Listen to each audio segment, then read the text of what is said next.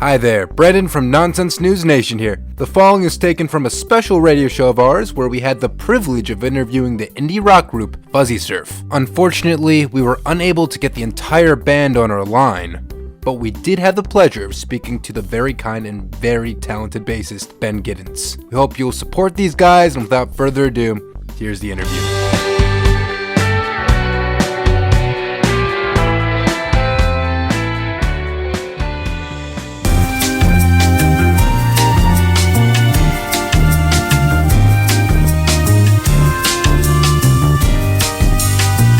You are listening to WGBB 1240. We are Nonsense News Nation.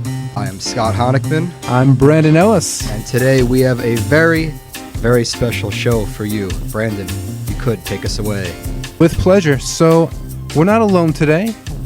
This is a Long Island show, but we're going to reach out, extend a bit. We got some people from the faraway land of Milwaukee. So, let's see who we have here. Is Ben on the line right now?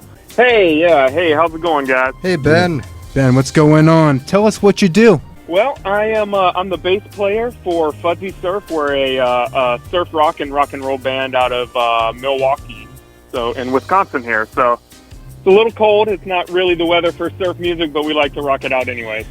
Yeah, we didn't want to brag about our nice, warm Long Island weather, but if it'll help you feel better through that awful cold, we'll gladly do it. Yeah.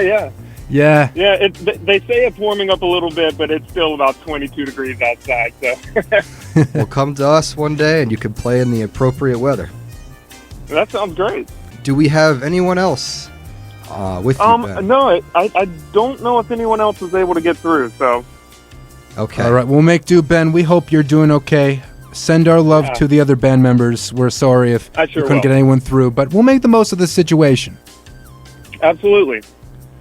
All right, so from what we could tell from the Facebook, from the Instagram, you guys are really moving up. You got your EP, Milwaukee, you got your album, Hometown Feeling, and your new album, which we definitely want to talk about, Fuzzy and the Surfs. Yeah. Great album. Yeah. And thank you so much. You're going to all these shows, rocking out a bit. So tell us what's that like? Well, it's a pretty cool experience. Each one of us, we kind of collectively got together. Sean, who is our singer and guitarist, he kind of started this project on his own. He did, the Milwaukee EP. He did the Hometown Feeling album, all by himself, and he was writing, and he's our main songwriter. But he reached out through Craigslist to try to find some band members because he kind of wanted to move this thing along and kind of go a little further into it. And so we're kind of a Craigslist band, I guess. It's kind of how we got started. Craigslist band, that should have been the name. Yeah.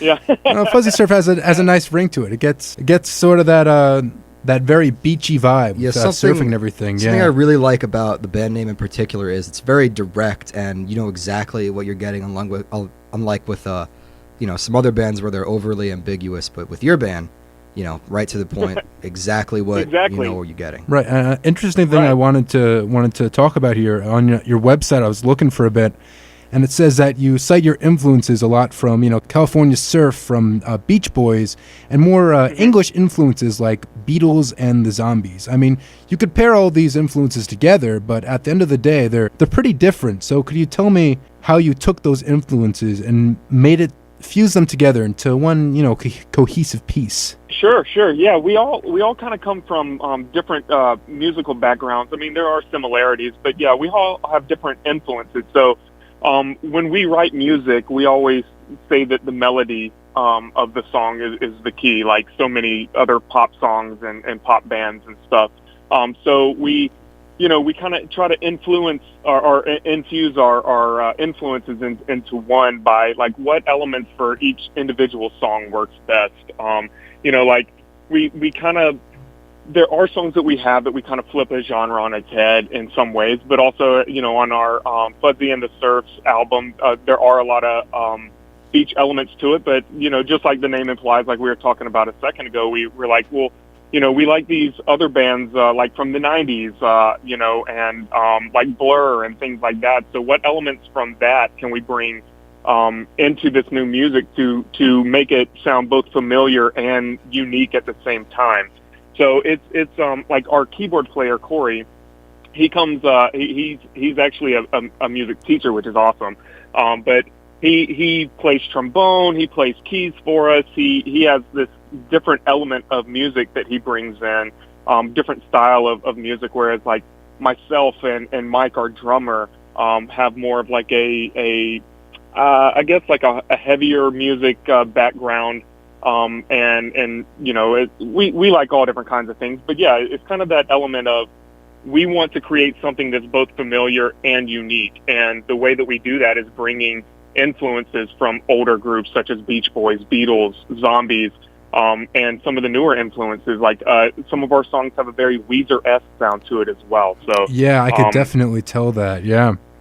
I think that's good though. Absolutely. I mean, like I said, people. I mean, we're not. You know, we're again, like I said, trying to create that familiar sound so people can latch right onto it, easy, and like sing-songy, like melodies that are easy to catch on to and easy to sing along with, but also have that little something in your ear that you're like, oh, that's different, that's unique, that's new, and yeah, I'm sure many bands try to do that, but that's one of our focal points of the band. What can we bring that's both familiar and unique? So now there's been this resurgence almost like an evolution of type of music that you guys play in a lot of respects, like bands kind of like the Frights. I don't know if you're familiar with them, or like the Growlers, where they're kind of taking influences that you guys have as well and having this kind of revival of, I don't even know, like indie pop-ish stuff, and they're all going in different directions, and it's great to see, because right now in the music scene there's so many, there's only a few different really dominant genres, like hip-hop and rap and trap and stuff. Yeah, if you look at popular music now compared to back in the day, but a lot of people will say that music is dead, but they're just looking at the popular top 45 hits. But if you really look, as Scott was saying, there's a lot of groups sort of in the underground, in the alternative scene, in the indie scene, and a lot of bands are sort of replicating that sort of 60s sounds, like you said, Growlers, Fur. Yeah. So could you your own opinion, or maybe the band's opinion, what do you think about that sort of resurgence? Do you think it's an evolution of the genre, or is it a continuation of sort of that old retro sound? Well, I think it's a little bit of both. In my personal opinion, I won't speak for the other guys in the band on this one, but I think it's been proven that music is kind of a circle. Things come back around, but they're reinvented to again, going back to influences. There have been so many bands between now and since the Beatles or since the Beach Boys.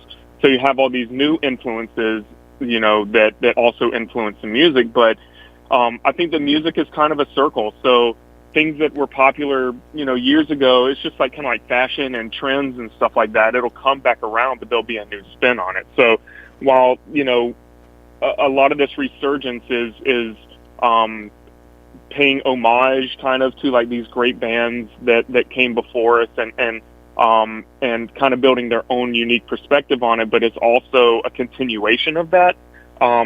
Like for instance, 90s grunge music, I feel is making a big comeback, at least on the underground scene as of right now. And even kind of pop music and hip hop right now is, a lot of it, not all of it, but a lot of it is also hearkening back to, like early 90s, late 80s hip hop and things like that. And so music, as with any kind of trend, I think is kind of a circle. And, we have all these influences for every band, back until the beginning of time, really. That kind of I don't want to keep saying the word influence, but influence songwriting. No, it's an important word. Yeah, use it. Right. Preach it. Exactly. Yeah. Yeah. So yeah. I mean, I think that everyone has their own likes and opinions and on music, and they want to kind of pay homage to that. And yeah, I feel like, I mean, to be honest, I love the music of the 60s and the 50s, 60s, and the melodies and just the songwriting period was just so amazing. And you know, as songwriters ourselves, we want to be able to create some of that magic that was, you know, had there in what I consider the golden years of music. So I think, I'm going to speak for Scott, I think you definitely delivered. I mean, just looking at a lot of the stuff, like even like your song Please Please Me Too, I immediately thought of the Beatles. Right. You're trying to really sort of dive into that sort of nostalgia there. Absolutely. And even the name of the song kind of harkens. Yeah, exactly. Yeah. So tickled that Beatles bone. Yeah, exactly. Yeah, and we try, you know, to kind of do some of that same stuff, like with harmonies. I mean, the Beatles harmonies with McCartney and Lennon are just amazing. For sure, yeah. And I mean, I'm not saying anything new here, but you know, we love that, and we try to put some of those elements and create them and kind of make them our own. But you can definitely hear the influence on that. Yeah, I mean, a lot of the biggest bands take influence from those groups, and not only are influence, but really shape it. So, Scott, I think you had something to say? Yeah, so since we talk about how we as bands, or you guys as musicians, distinguish yourselves from other bands, you know, with you guys, you kind of have a little bit of a gimmick with the whole puppet thing, especially with the new album. So do you want to kind of elaborate on that and talk about maybe a little bit of the process of making the music video for Denny, and why you guys kind of chose to go the route of puppets as your whole gimmick? Yeah, so Sean, again, who is our singer and guitar player, and he writes pretty much the majority, if not all, of the songs for us. What a guy. He's an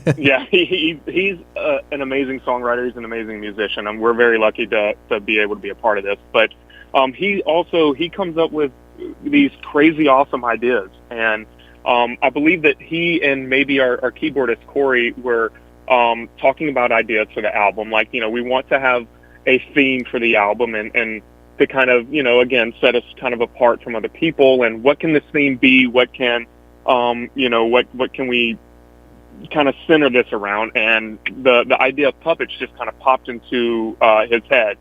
And so we were kind of, you know, fooling around with it, like, you know, okay, well, what all will this entail? How will we get these puppets? And there's a gentleman here in Milwaukee who made the puppets for us. We met with him, gave him our likenesses, and he made these puppets for us that look very, very similar to us. He did an amazing job on the puppets. Yeah, I mean, just looking at the side by side, it is really kind of scary, impressive, and I mean, they were featured very well in Denny. Sometimes you couldn't tell who's the puppet, who's the real person. And that Killing Time music video, man, that was amazing. I actually want to play maybe a clip from their music video, Killing Time. Just so our listeners just so you can get familiar.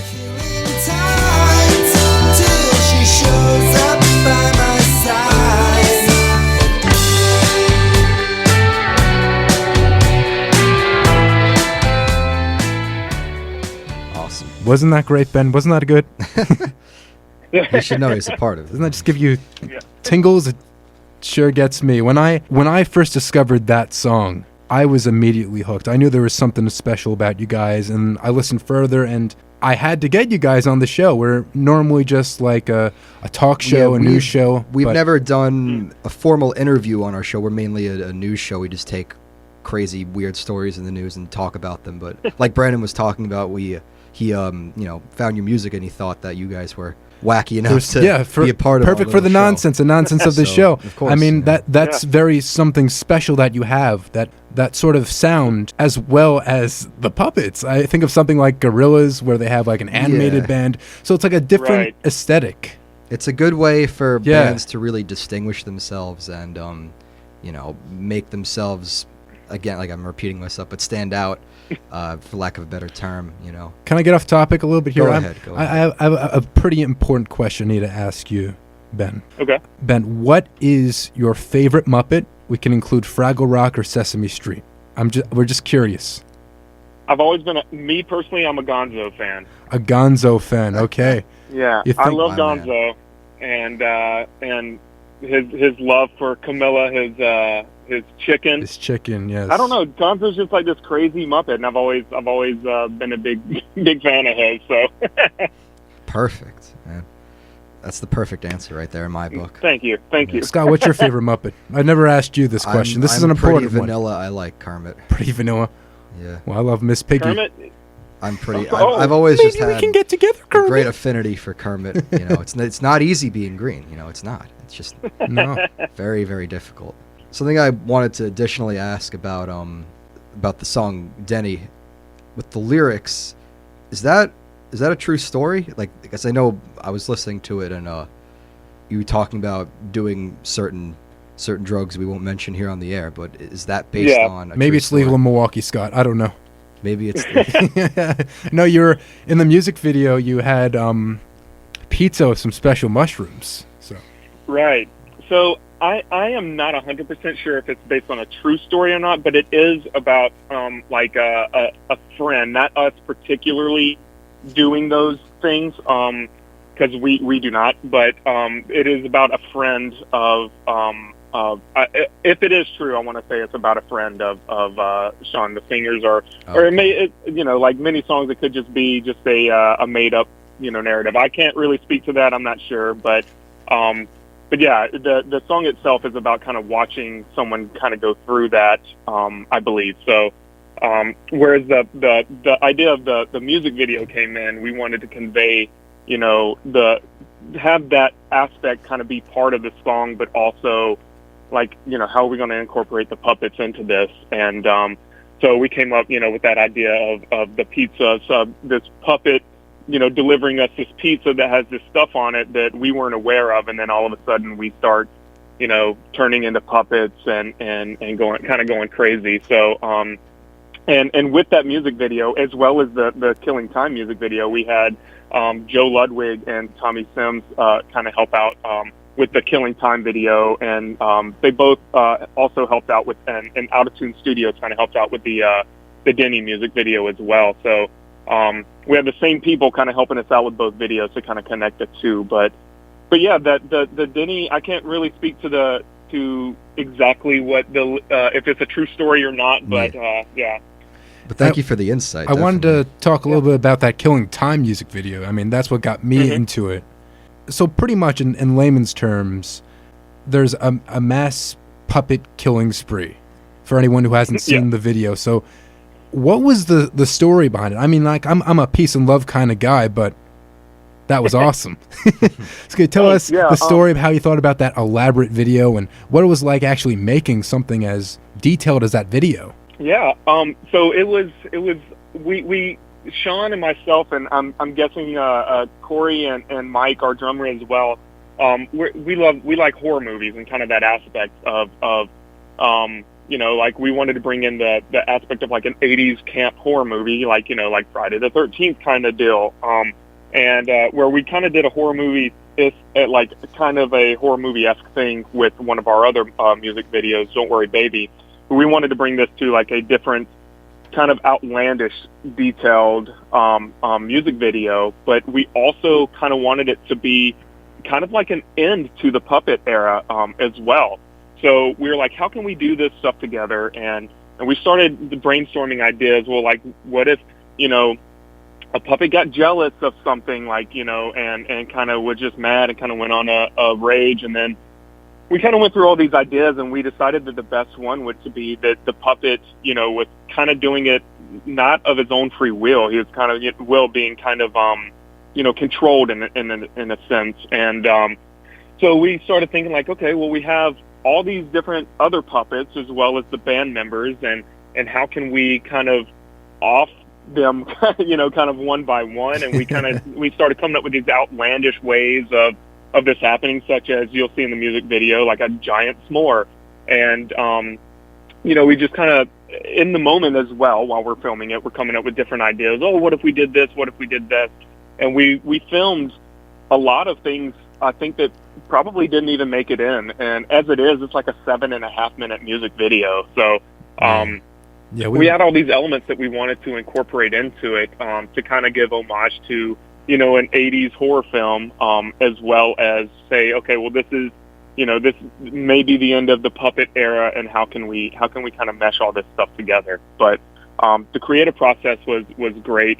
And just being able to, work with Joe Ludwig and Tommy Sims as well, they're really great in allowing and helping us come up with different aspects that we may be able to add into the movie or into the music video and such. So it was really cool to be able to work on that and just kind of flesh out all these crazy ideas that we had as far as like, how's this puppet gonna be gone and so on and so forth. So if you want to end the puppets, I think that's like you're really going out with like a really solid bang there. Yeah. Let's hope Sesame Street doesn't get canceled with that. I'm sorry, say that again? Imagine if Sesame Street, its last season, it just ended like that. Oh, yeah. Might as well go all out, Yeah, I know. Yeah, so, we had it was a lot of fun, being able to set that up and to kind of bring in the camp vibe, like, the 80s camp vibe to it. We were like, what if we were, a camp children's show? And so, yeah, it was just a lot of fun to be able to do and to create and work on, so. Yeah, I wanted to talk a little bit actually about going back to the album a bit, just looking at the album cover. I mean, you still have you guys as the puppets front and center, but you sort of have like these colors that sort of remind me a bit. See, now, tell me if I'm stretching here, a bit like Blur. It has like the blue and the green and the yellow and the red. So was there any inspiration behind that color scheme or the album cover at all? Well, we kind of drew, as we do with our music, kind of drew from a lot of influences from different eras. I mean, there have been so many different albums that just have, like the Four Faces and Corners, like, the Beatles, I believe, even did that. Oh, yeah. And, so you have like all these different, like it's just a classic album cover layout, but we also have the twist of the puppets. And the color scheme is kind of something that we incorporate as well, that we will continue to incorporate throughout, the band. But is each puppet, is a color that corresponds. So, like, for instance, my puppet is blue. My color is blue. So, I might on stage wear something that, has blue tint to it. Or we've done, like, sweaters in the past where, like, our sweatshirts, where I'll wear a blue sweatshirt. Our singer Sean will wear a yellow sweatshirt. His puppet is yellow. Oh, that makes you guys stand out. Yeah, you're really staying true to those themes there. Yeah. You know what your album cover kind of reminds me of? The Bloodhound Gang? They have an album that has like the same color scheme. I forget the name of the album, but it has 3.14 on it. Sure not Fuzzy and the Surfs, though. Yeah, I'd only listen to like maybe one Bloodhound Gang album. Yeah, Scott's the residential expert here, not me, not you. So if you want to ask about blood or hounds, he's the dude for it. That's right. I have the blood. I have the nose of a bloodhound for music. So what is it like playing live compared to writing music and recording it? Out of curiosity, how is that like for you in the band? Yeah, so like we as a band, we love playing live. So we try to add in, a different energy as well. So like in the Denny music video, we're all wearing striped shirts. We have like a uniform that we bring. So we're all like, whereas one unit, we're not four individuals playing, but we try to add that visual, like, aspect to the show as well for, our dress and all that stuff. We try to, for songs, we try to incorporate songs from different albums so that, you can get like a range of our music. It's not just like one continuous song, I guess, is what some concerts can kind of tend to. Right. You got to appeal to a crowd here, yeah. Right. So, but yeah, we love bringing energy to the stage. I love to be able to move around on stage. Our drummer Mike, he really gets into it, and like Corey's a little confined behind the keyboard, but he still enjoys still bobbing his head a bit, kind of bobbing his head along, and you can't help it with this kind of music. Yeah, thank you. Yeah, it's something that we like to move to, and in turn, hopefully get the crowd to move to as well. And we like to try to make we make ridiculous jokes on stage, and half the time I don't think anyone understands what we're talking as long about. As you guys are having we fun. Enjoy it. It's not. I was in a band once, and I understand what you're saying. It's more so you're performing for an audience, but you're also performing for your friends. So you're just cracking jokes. So unfortunately, here we are winding down on our time.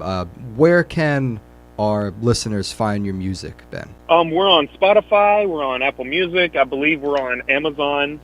We have music videos, and you can also find it on YouTube. And just type in Fuzzysurf, and we should come up. You can go to our website at fuzzysurf.com as well.